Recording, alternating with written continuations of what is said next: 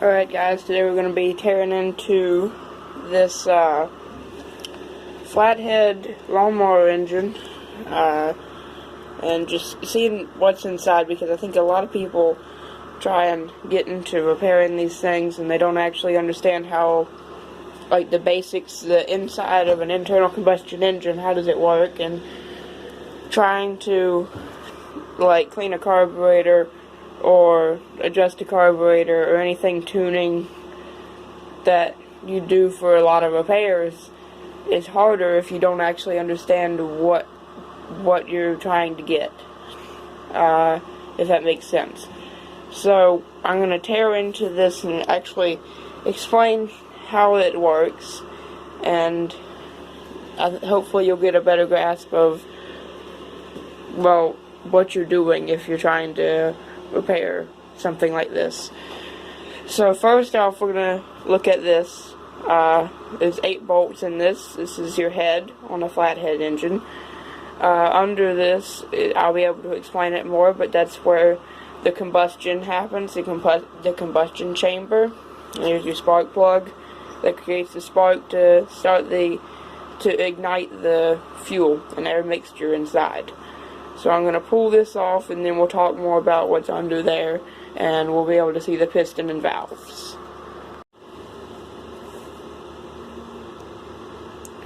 Alright, so we've taken the head off with those 8 bolts, and I've actually cleaned it out a little bit because there was a lot of oil in there.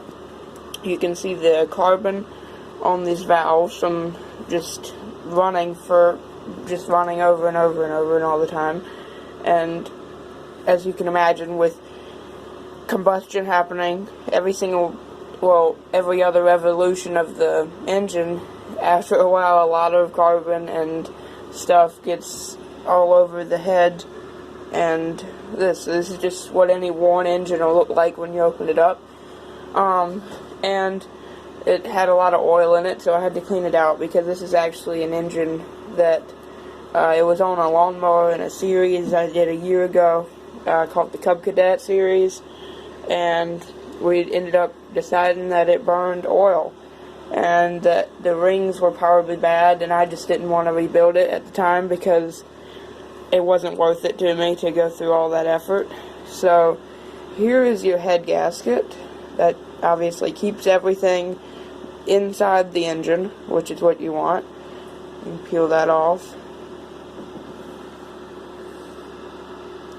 and it'll just be shaped like the head. So what you can notice is this big circle. This is the piston. It travels up and down as the engine is rotated. And here's the cylinder wall, and the piston fits very nicely in the cylinder wall. And if there's scarring in here inside of the cylinder, or on the cylinder wall, or the rings which are around the piston aren't sealing onto the cylinder wall, then oil from the bottom of the engine can come up to the top, and gas and air mixture from the top of the engine can go past the piston to the crankcase, which we'll look at in a little bit here. And these are the valves, and they open and close as the engine is rotated at those specific times.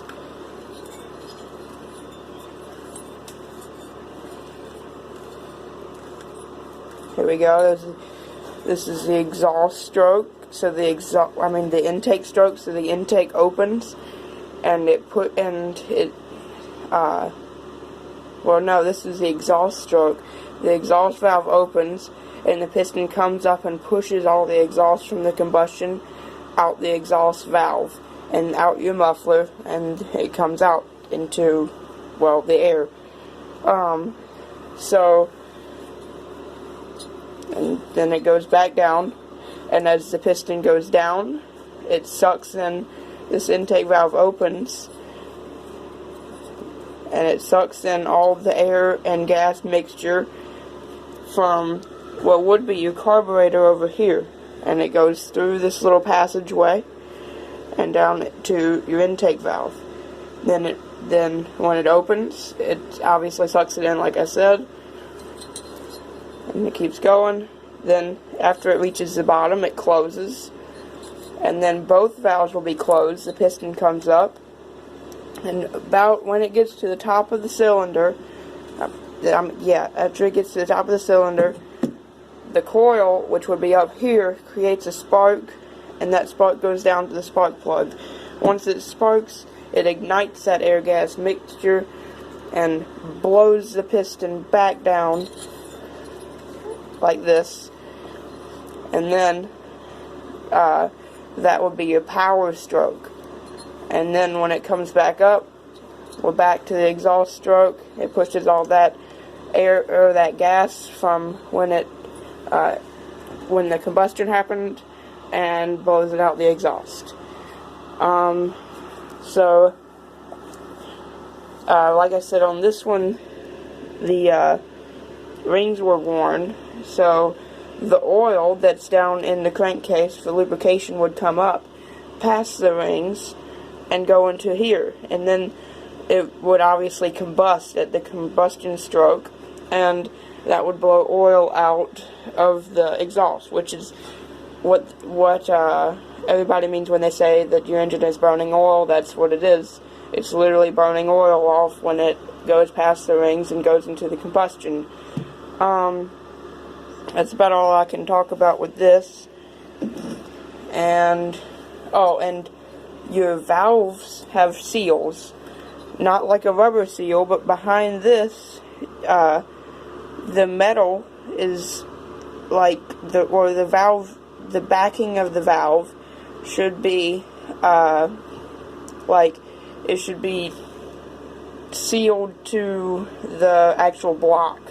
If you can lap your valves, which is rubbing them back and forth with a paste under it that actually grinds it and makes it seal better. That's what you do when you rebuild your engines. Usually you'll lap your valves too, because they will be worn also. And that's on both the intake and exhaust. And this is a flathead, so that means that you have your piston and everything like this. On a overhead valve or overhead cam engine, which you probably usually see on a car or an ATV or something like that, it won't look like this. Instead, your head will have holes that what is called push rods go through, and they'll come through to the head and then push a rocker down onto the valve, and then the valve will open, if that makes any sense, on the stroke that it's supposed to open on. So yeah, that's just about it. And then also, so this piston goes down, and at the bottom here, so this would be well, maybe not. Every other stroke, when it reaches the bottom, it's at bottom dead center. When it's there, so your displacement, as everybody talks about, no replacement for displacement, things like that. So displacement is how much air or the volume of the head, the volume of the cylinder wall you can see here, and the volume that the piston takes up at the bottom, and that's in cylinder wall too, because there's cylinder wall past where you can see right now, because obviously it's behind that piston some too. So all of that is the displacement of your engine. A longer stroke, which is how far your piston goes up and down, will mean a longer displacement, and a bigger diameter of your bore is also bigger displacement. So yeah, I think that's all I have to say about that right now, until I open the crankcase up, which is what holds all the oil. The oil's all been drained out now. The dipstick is gone, and it all drained out while it was sitting in storage. But I'm going to go take the sump off, and then we'll talk about that. Alright guys, so I've got the head taken off.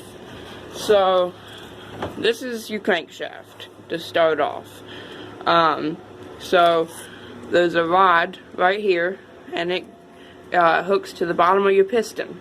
A piston, it looks kind of like your piston that we were talking about, This is kind of what the side of it likes. This is a marine boat piston, so it's obviously a lot bigger. It's very, very large. By the way, this is what the sump looks like over here that I took off. And it's just like a cover, and it has spots for your camshaft and your crankshaft. But, so like I was talking about, your rod slides onto a specific part on the crankshaft, and it has one side that's a rod, and the other side is the rod cap that you bolt it together, and it has bearings inside.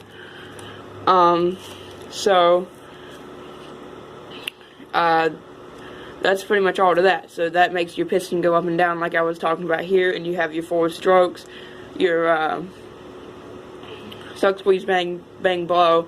So it sucks in gas and air, squeezes it together, and then your spark ignites it, it blows piston back down, and then it comes back up and blows the exhaust out the muffler and the exhaust valve. So that's pretty much all for that. Then you have your gear that goes on here and slides on a specific way, right? And then you've got your camshaft, which on this one is plastic. It's got a metal rod through it, but it's plastic. And then your tappets here. So I'm going to explain what they do. So I'm just putting one in right now just to show you, but there would normally be 2 for intake and exhaust valves. So your camshaft goes in, give me a second, goes in there like so. And this gear isn't pushed down right, but it would fit in the crankshaft, in the camshaft gear and spin it. So your camshaft spins and pushes your valves up and down on these lobes. So your lobes are these little peaks right here, and they have certain times where they push these tappets up into this hole farther, and that in turn pushes your intake or exhaust valve, whichever one it is, open at the time that it needs to be open. So you need to make sure that your camshaft is set at the right time to push both of those valves up. So it has to be set on the right teeth in these gears, and they have timing marks for that, which you can learn about that in probably another video somewhere, but I'm not going to go into that right now. Here, I'm going to put this back in actually. Your camshaft sits in here, and man, this is a pain to get in. It sits in there. Then on some engines, actually a lot of small engines anyway, you have this is called the governor. It sits right up here on this engine, and it has a gear on the back that fits into the camshaft gear. So as the governor spins, these metal pieces fly apart, because when it spins up they want to go out, so they fly out and push this little, I don't know if you can see it, but that little rod is going up and down when I do this. So they come out, pushes that rod out, and then that pushes against this, which would move, but is pinched up on the other end now. This is your governor arm. Governor arm is hooked on this side down here. Right there. There you can see it. That governor arm. And on this side, there's a rod.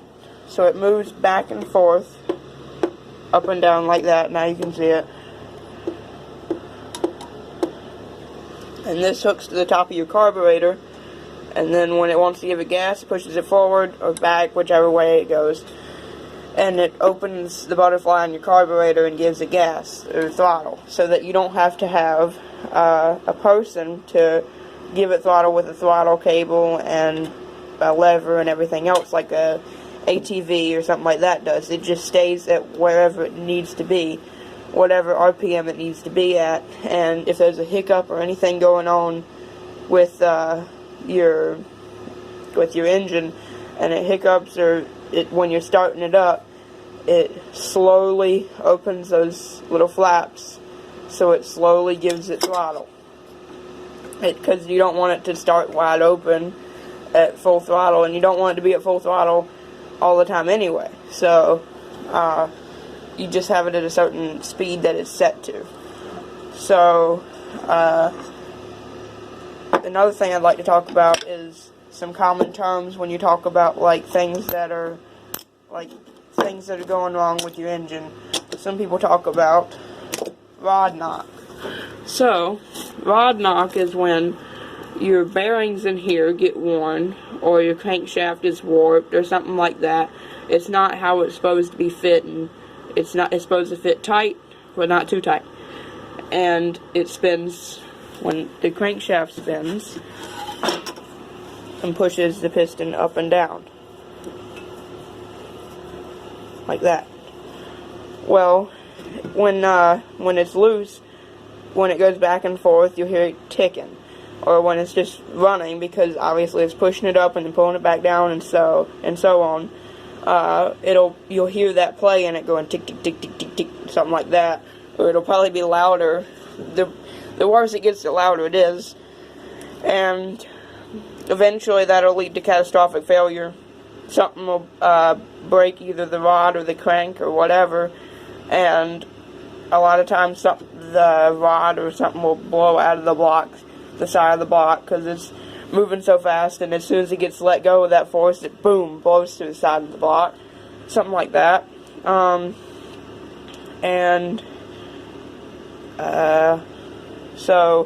Also, sometimes people will think that they have rod knock, but it'll actually be a different type of rod knock, I guess you could call it, because your piston has to connect to your rod, and as you can see, when the rod moves back and forth when it's rotating, it has to pivot. So it pivots on a little wrist pin, is what you call it. So I'm going to look at this piston again and show you, because I'm not taking that piston out yet. So you'll have like a little arch here. This is a different kind of piston, so it doesn't have it. But you'll have an arch and an arch. So your rod goes in between this gap here, and it has a hole through it. So then, when you're installing it or whatever, you drop it down, throw your wrist pin in here, which is a little rod. It's like a bearing kind of. It just moves back and forth and lets it pivot, basically. And then you have a pin on each side that holds the wrist pin in. Well, if that wrist pin gets too worn, or the rod gets worn, or the piston gets worn, there's play, and it bounces back and forth and causes that ticking sound. Or sometimes you'll just be able to see it or feel it or whatever when you're rotating the engine. So, yeah, that's pretty much the basics of an engine like this, especially a small engine. Yeah, oh, I also want to talk about, so, your camshaft, right? Oops. So, it's got these lobes, and when it spins, it opens the valve by pushing the lobe by pushing the tappet up and down. So, plastic camshafts, number one, most of the time, sometimes performance engines use them because they're lighter, but most of the time you have a metal camshaft. This one has a metal rod, like I was saying, just a plastic gear and tappets. So, this engine, some engines with the metal, with the flat tappet, because these are flat tappets, if I can find it again, flat tappets. So they push up against the valve, and this face of the tappet goes against the camshaft when it pushes it up and down. So, it'll push it up and down like that. So it can wear on these, because there's different kinds of camshaft that don't do that anymore. And there's a type of zinc additive you have to put in these type of engines, because when they were made, zinc was already in the oil, but now oil is different.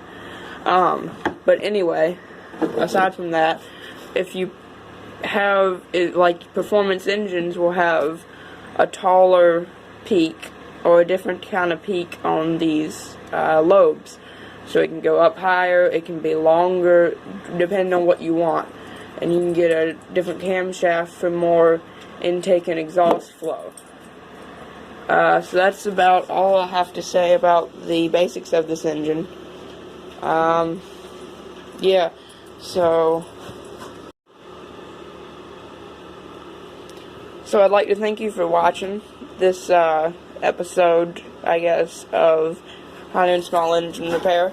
I'm trying to get back into this kind of thing because I stopped doing YouTube about a year ago, and I was planning on not coming back, but I thought the other day about doing it again, and I've decided to come back and try and post videos when I can, because I've got my business I gotta do, and it's mowing season, so pretty busy right now. But when I can, I'll post videos for you guys and things like that.